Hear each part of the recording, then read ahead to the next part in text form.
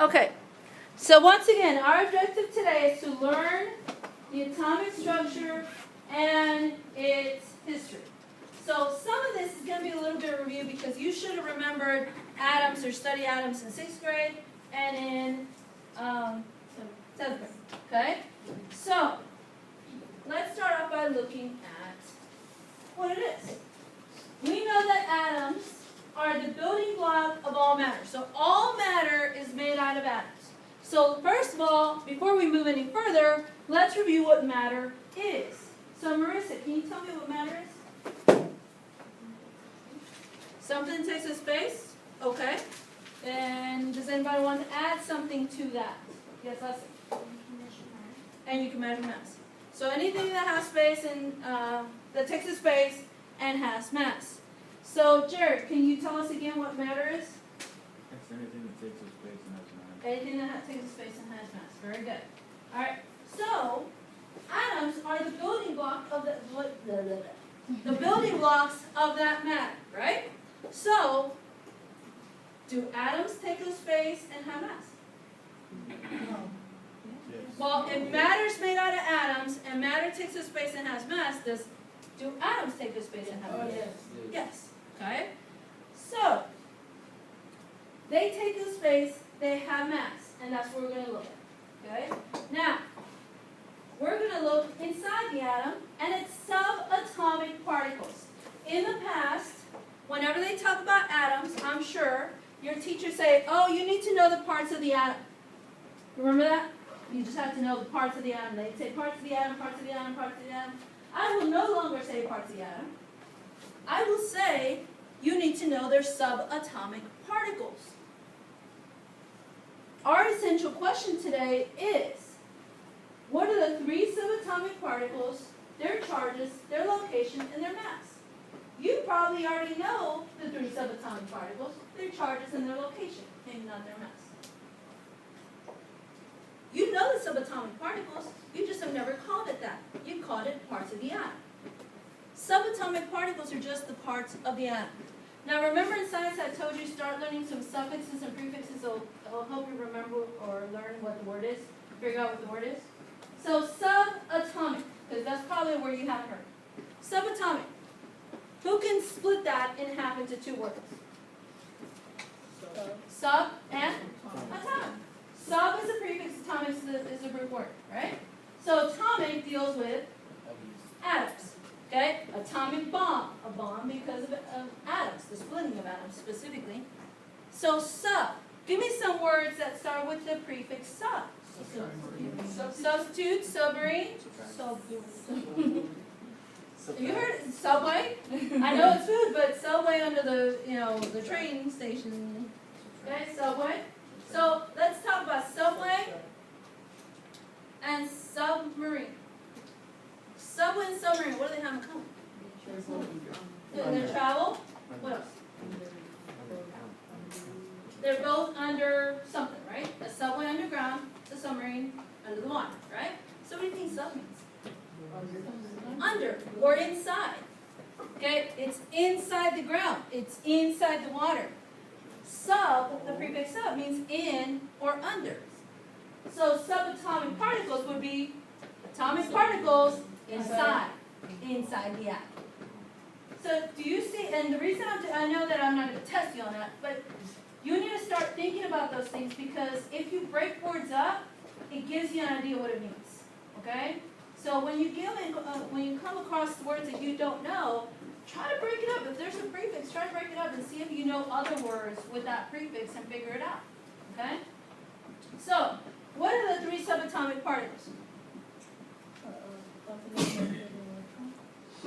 So positive and negative are the charges, but what are the names? Neutron, proton, electron. So that's what we're going to look at.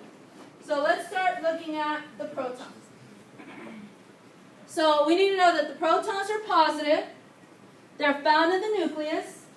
And the mass is 1 AMU. What? And you're like, oh, what's AMU? AMU just stands for atomic mass unit. It is the unit that we use when we're talking about atoms. Okay? For example, if I say, go get the mass of the stapler, what unit would you use? Grams, right? Okay? If I tell you to go get your mass, what would you probably use? Well, a scale, but what unit? Pounds or kilograms, right? So those are just units. AMU is the unit that came up with subatomic particles.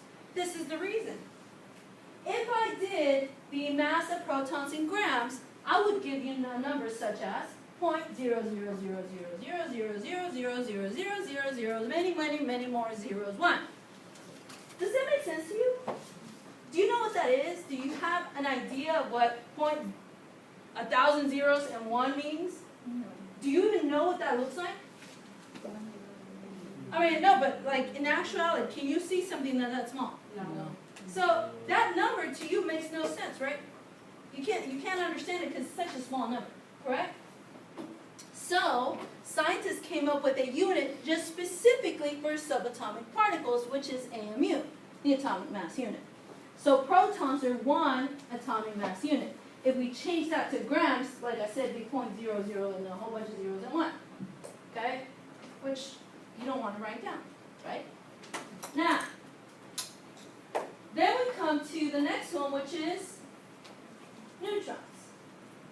Neutrons do not have a charge. There's no charge. But guess what? From now on, I'm not going to use the words no charge. I'm going to use the word neutral. So if you don't know the word neutral, N-E-U-T-R-A-L, you better write that down, because that's the one I'm going to use. Neutral. I am no longer going to say neutrons have no charge. I'm going to say neutrons are neutral. Once again, N-E-U-T-R-A-L. They're neutral. They don't have charge. They are also found in the nucleus. I already said.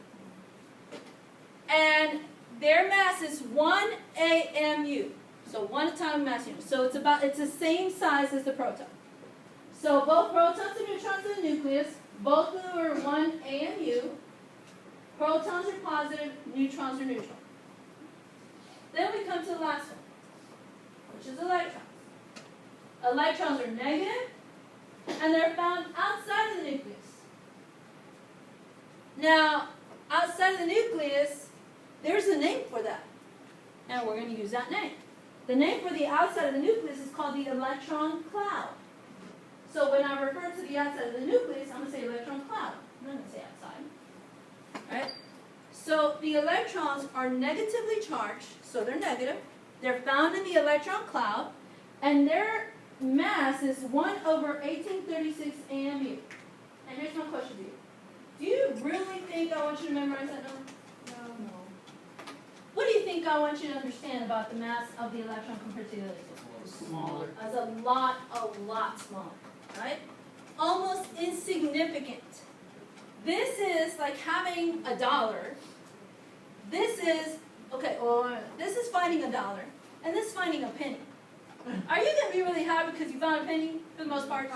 No. Well, you would, but most people won't. No. Because if that's all you had in your pocket, 1 penny, and you never found another penny, would you be able to do anything with that penny? Yeah. No. Yeah. You cannot buy anything with a penny.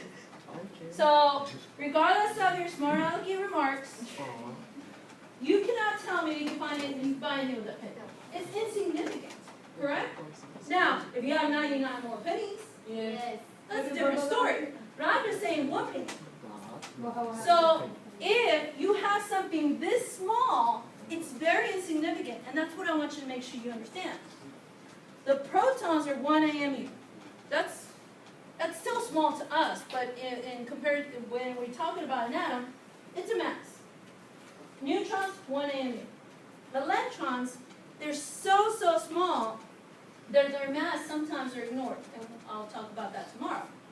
We tend to ignore the mass of the electrons when we start talking about atoms. And the reason for it is because it's so small. Okay?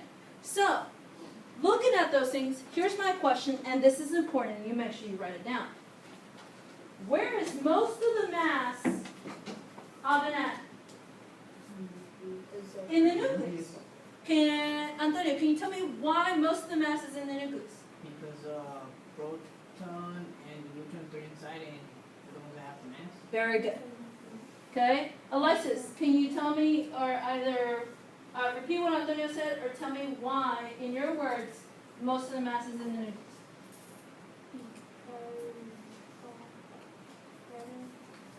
Okay. Because what? Because the protons and? Very good, and the neutrons. So that's very important that you understand that most of the mass is in the nucleus because the proton and neutrons are there, and they're the ones that have the most mass. Okay? Alright, now, what I want you to do, I'm going to give you 2 minutes, and I want you to compare your notes with your partner. I'm going to pass out the sticky notes so you can write your generalization. So I want you to compare your notes. I want you talking about and comparing the notes that we've done so far.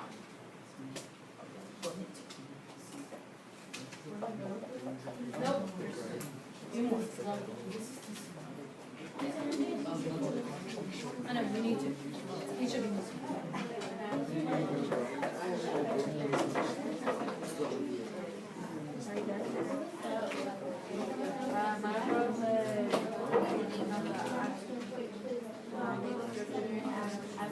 Atoms are the building blocks of every type of matter, and I put inside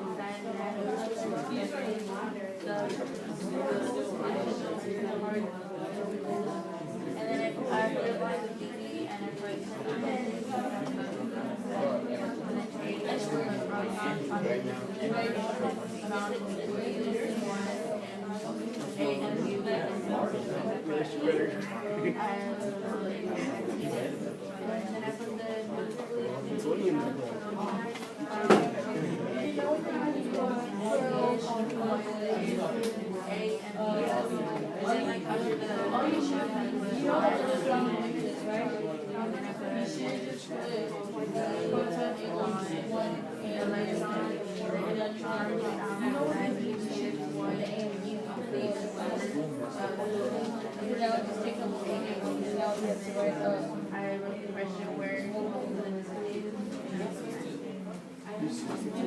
So after you finish discussing, write your generalization over this section of the notes.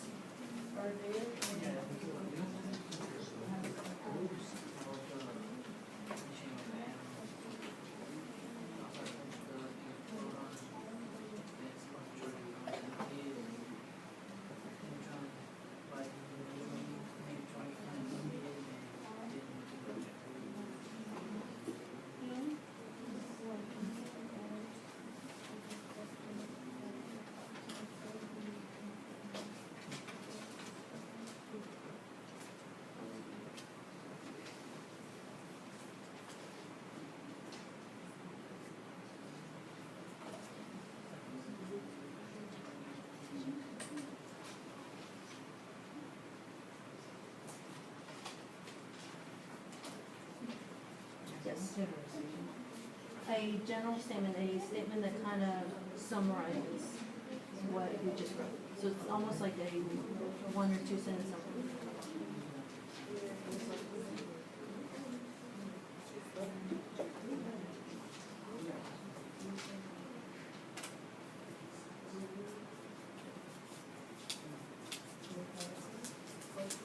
Okay, so let's hear some of these generalizations.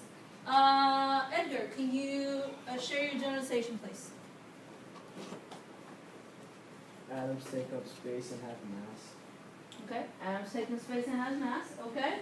Abby, can you share yours, please? I know that electrons will always be on the outside of the protons and neutrons will Okay.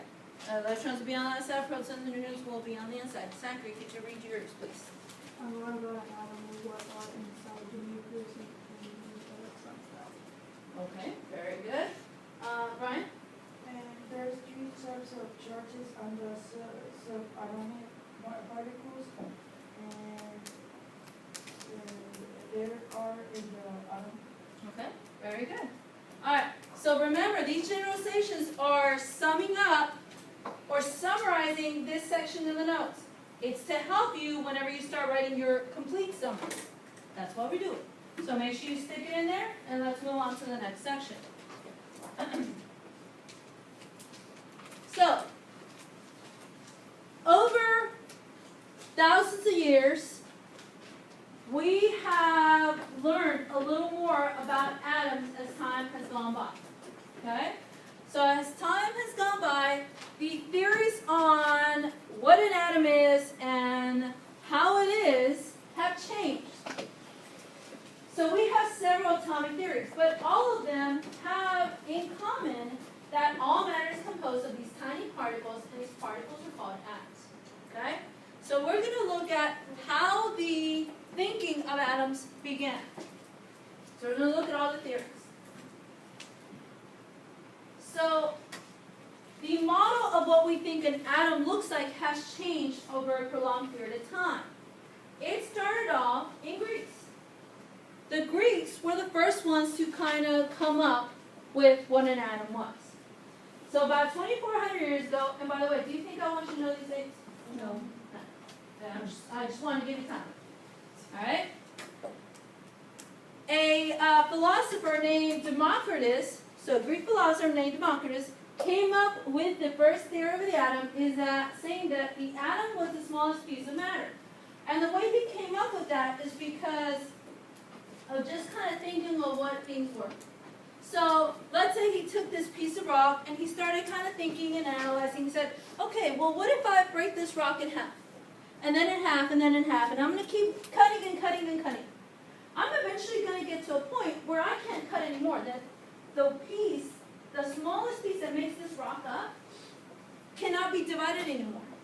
Well, in Greek, the word atomos means not divisible. That's what it means.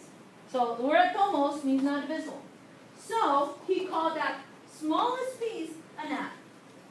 And the reason he called it an atom is because he said, I can't divide it anymore, so undivisible means atomos, so an atom. That's where he came from. Alright? So basically he said that an atom was a sphere, or spherical thing, that it was a solid sphere and it was just the smallest thing that made up that piece of rock or table or whatever. Alright?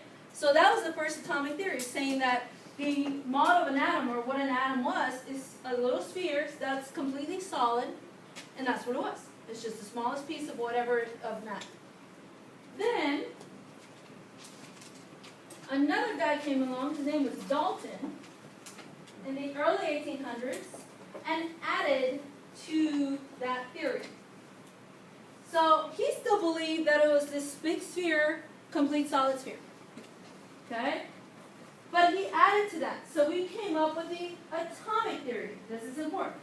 Okay? So Dalton's atomic theory kind of gave us a little more information than just the fact that it's a small particle that makes it matter. He said that all the elements were composed of atoms. So by this time, we had discovered a good amount of our elements. Right? So he said that all the elements are composed of atoms. So every element on the periodic table is made out of an atom. Then he went another step and said, okay, every element has, or not every element, let's say every element, all the atoms within that element are exactly the same. So he said all the atoms of oxygen are exactly the same. All the atoms of argon are exactly the same. All the atoms of calcium, exactly the same. Now, that's what he said. Later on, we're going to see that that's not true. So, out of this theory, everything is we still believe everything except for this part. The only thing that is different from this part is we have changed this. Now we know, so our theory now is that atoms of the same element have the same amount of protons. That's true. But they're not exactly alike. Because some of them have different amounts of neutrons, so they're not exactly alike. But back then, he didn't have the knowledge that we have now, so that was actually a pretty good assumption. Okay, so his assumption was pretty good, that every atom of the same element is exactly the same. Then he said that atoms of different elements look different. So the atom of sodium is different from the atom of phosphorus, is different from the atom of oxygen. That those did look different because it was a different element. And then the last thing he said, well, all the stuff that we come in contact isn't a pure element, there's compounds. And what a compound is made out of is the joining of two or more elements, or specifically the joining of two or more different types of atoms. So Na, an atom of Na, which is sodium, and an atom of chlorine, which is Cl, gives you NaCl, which is salt. So it's two different atoms coming together to make one. So Dalton's atomic theory, we still believe today. With the exception that we have changed this to atoms of the same element have the same number of protons. But everything else is exactly the same. So, you'll realize very soon that scientists like to either prove other scientists right or prove them wrong. I think they do more experiments to try and prove other people wrong. All right? Thomson came in and said, okay, so according to what we know that these particles are there. And he wanted to see if the particles are there. So there was something called a cathode ray tube, which is basically a tube with a gas in it. Just like your neon light, just like your halogen lights, it's a tube with a gas in it. Now, whenever you put electricity through those lights, they shine, correct? That's what the cathode ray tube does. It's basically a tube with gas in it. When you put electricity through it, it makes a ray of light, a green ray of light. It shines green. So, basically, he had, and I'll cover it in a second, this tube where if you put electricity to it, you got this ray of light shining through. Alright? Now, for some reason, he put a magnet on it.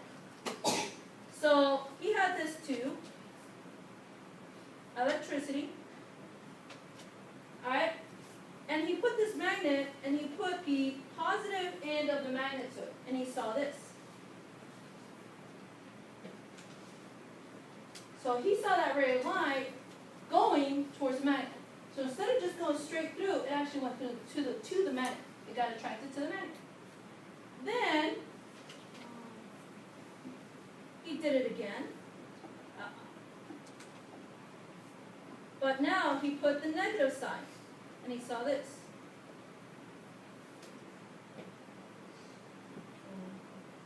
What charge are the electrons? Negative. Huh. So here's this ray of light that I'm supposed to see straight, but when I put a positive end of a magnet, it's attracted to it. When I put a negative end of a magnet, it's repelled. So what did he just discover? That it's attracted to the magnet. Yeah. So if it's attracted to a magnet, what charge is it? Positive. Negative. If it's attracted to positive, what charge does it have to be? Negative. Negative, right? If it's rejected by a negative, then it's a negative.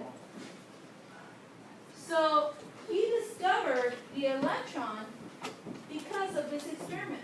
These tubes, these cathode ray tubes that a light, according to him, should have gone straight. But when you put the positive into it, it gets attracted to it. Well, doesn't positive attract the negative? Yes or no? Yes. All right. And then when you put a negative on there, it repelled it. Well, don't let like charges repel. He found the electron just with that little tube. All right. So he said, you know what? It can't be this solid sphere then, because a solid sphere would mean that there's no space and it's all a specific charge.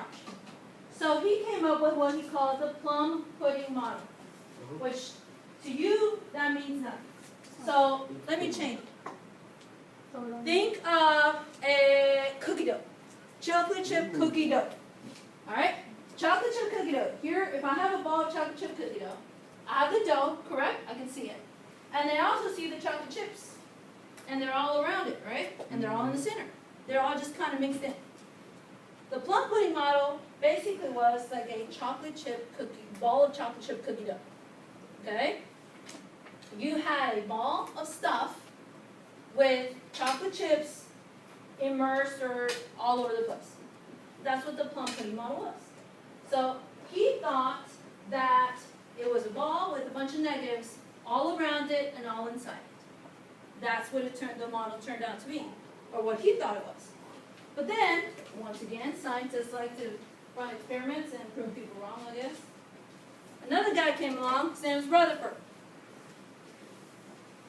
In the early 1900s. Rutherford came in and said, okay, so if I have an atom that supposedly is negative, and I send a ray of these particles to a positively charged object, then all the particles should get attached, correct?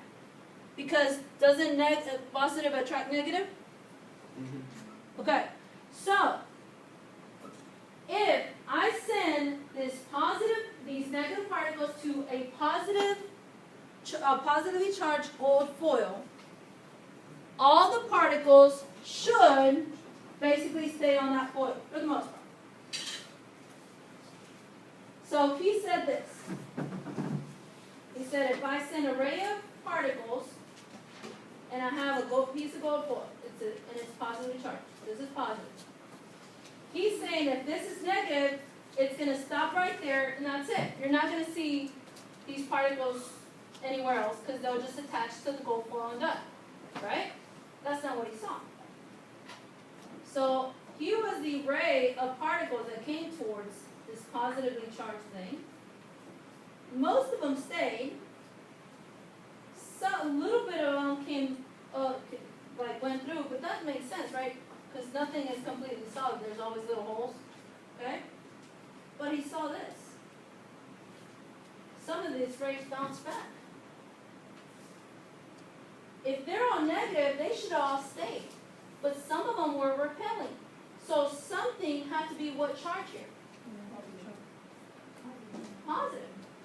So these things that are repelling back have to be positive because doesn't positive repel positive? Yes or no? Yes. Yeah. So he ended up saying, wait a minute, this plum pudding model doesn't work. Because if it's all negative, it would have all stayed here. This is what it should have looked like. That's not what it looked like. This is what he ended up with.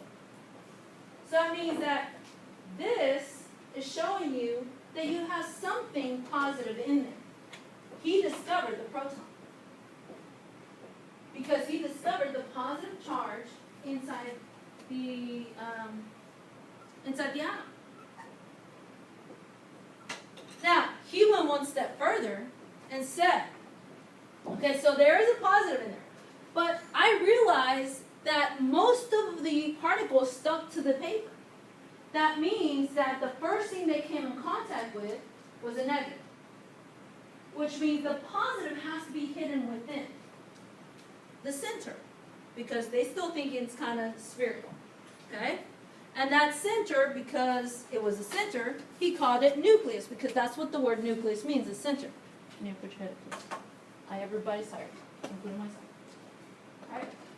So, he called that center nucleus because he figured it's in the center of the entire thing. And that's what nucleus means, the center. So Rutherford ended up figuring out that there's a center and it's positive, so he discovered the proton, in essence. And that the electrons are found on the outside. So, before we move on into the notes, let me just very quickly discuss the neutrons. So this isn't written down, but it's still important. Neutrons were basically discovered by a community of scientists. Like, there's really not one person that knows who discovered the neutron. The neutron was discovered basically by observation. Observation of masses. So they went through and they took oxygen. And they said, okay, well, oxygen, we know it has 8 protons. And since we know that the atomic mass unit is 1, and that the electrons almost weigh nothing, the total mass of one atom of oxygen should be 8 point something, 8.001, let's say that. But that's not the case. When they looked at the mass of one atom of oxygen, it was actually double that. It was 16.00 whatever. Okay? So they're like, okay, wait a minute, that seems weird because there's only 8 protons in there. We know that for a fact. Where are these other 8 AMUs coming from? So by looking at differences in masses, they figured out there's something else in there that just doesn't have a charge. And they called that the neutron. Okay? So basically the neutron was discovered by differences in masses by basically a community of scientists. And it makes sense. I mean, if you have something that you know should weigh less and you have more, then obviously there's something more in there, correct? That you don't know about. So they did it by deduction. Okay? Now, these obviously are not the models that we use today. The 2 models that we use today are called the Bohr model and the wave model, electron cloud model. The Bohr model was set up in the early 1900s. And that's the one we're going to draw here in class.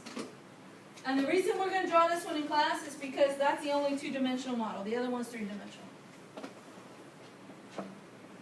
In the Bohr model, it states that electrons move in definite orbits.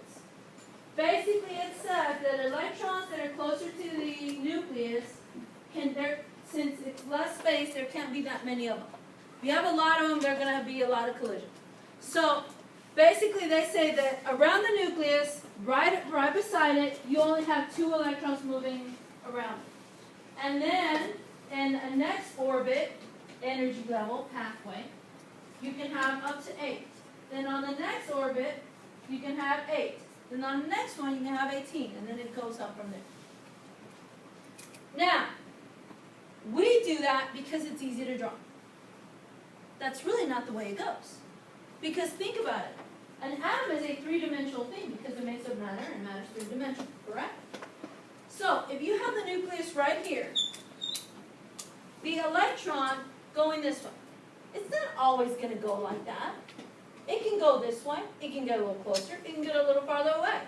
So a much more correct model is what we call the wave model or electron cloud model. That says the electrons really only have to be in a certain area. Okay? They have to be in a cloud or in a specific radius. So an atom has a specific radius, meaning it goes from one end to the next. As long as the electrons stay in that area, there are electrons for that atom. That's hard to draw because you don't have some type of magic paper that can make your electrons move on their own after you draw them. Okay? So when we draw them, we will draw them as the Bohr model, so those electrons will go in specific places just because it's a 2-dimensional model. Now, any questions up to this point?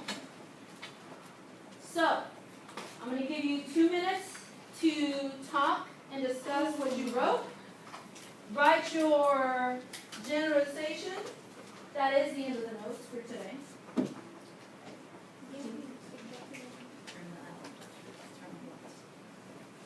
So, I want you talking about the notes and then write your generalization.